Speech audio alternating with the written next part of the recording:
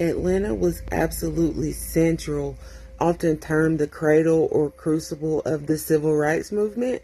As a hub for black education, businesses, including Sweet Auburn Avenue, and leadership, the city hosted key organizations like the SCLC, facilitated major student-led desegregation, and played a pivotal role in negotiating national civil rights legislation. From the very start, black resistance to white supremacy was baked into the culture of Atlanta. I want to go back and touch on Auburn Avenue. It's kind of a big damn deal because while black folks were pushing back against white supremacy, they were also building their own. While dealing with the crap of all kinds that comes with delusional, evil, racist white folks and segregation, black Atlantans created their own self-sufficient world with Sweet Auburn, which was the black business district, the epicenter of that world. In 1956, Fortune magazine called it the richest Negro street in the world. Along that strip in downtown Atlanta, Sweet Auburn, so named after Auburn Avenue, the street where most of the businesses were located, served as the anchor for black insurance companies, black banks, black restaurants, hotels, nightclubs, newspaper, barbershops, bakeries, dentists, doctor's office, and that push and pull resistance, the black resistance and black autonomy, it created a major incubator for black excellence, one that persists today.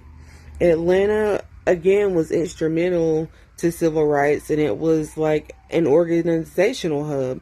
The SCLC, the Southern Christian Leadership Convention, I think, was started in Atlanta in 1957 with Dr. MLK and Ralph David Abernathy. Atlanta University students from Morehouse, Spelman, etc. were instrumental in the 1960s sit-ins to desegregate lunch counters and public facilities.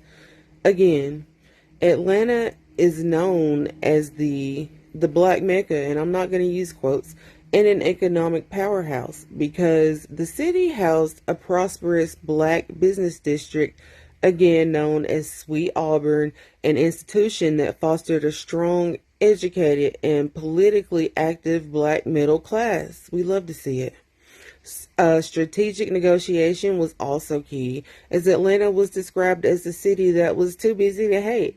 Atlanta often saw black leaders and white business elites negotiate desegregation, leading to a more moderate, less violent, yet effective transition that many Southern counterparts could only dream of. And of course, we have music. We have it all. Music was the soul of the civil rights movement. Music provided unity, courage, and a powerful voice by transforming spirituals and folk songs, into freedom songs that fueled hope, coordinated actions, and expressed deep emotions during marches, sit-ins, and jail time, unifying activists and sharing the struggle's message with the world. These songs like We Shall Overcome boosted morale and fostered solidarity, acting as both an organizational tool and a deeply artistic and personal expression of resilience and determination. I remember singing this song while we marched on MLK's birthday when I was younger. I can promise you and personally attest that these songs do bind people together. They create a shared identity and a collective spirit. It turns individual struggles into a powerful communal movement, as noted by Dr. King, who saw music as binding people to march together. Music provided strength and hope during difficult times.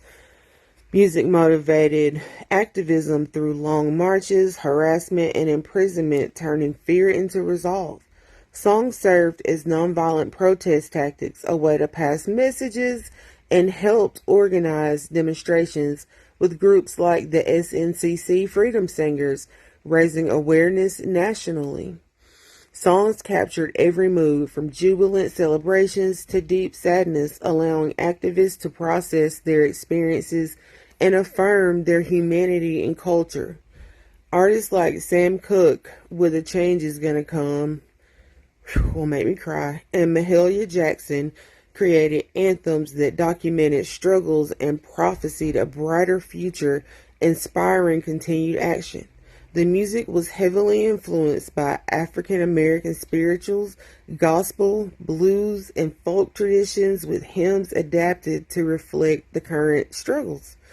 There were key songs again like "We Shall Overcome," which was the unofficial anthem, "We Shall Not Be Moved," "This Little Light of Mine," and "Ain't You Got a Right to the Tree of Life." Okay.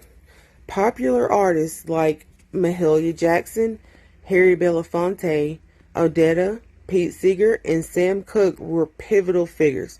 So music wasn't just background noise. I don't think that it ever could be.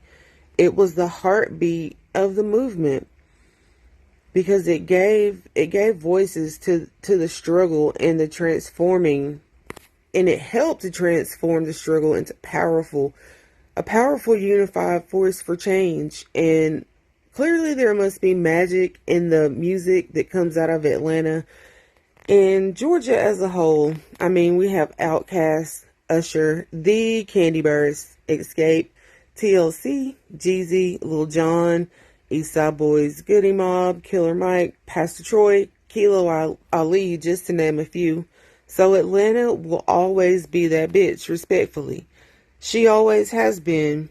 I don't know if any other capital or state can measure up with all this greatness. We can fight about it as long as you know that if you don't give a damn, we don't give a...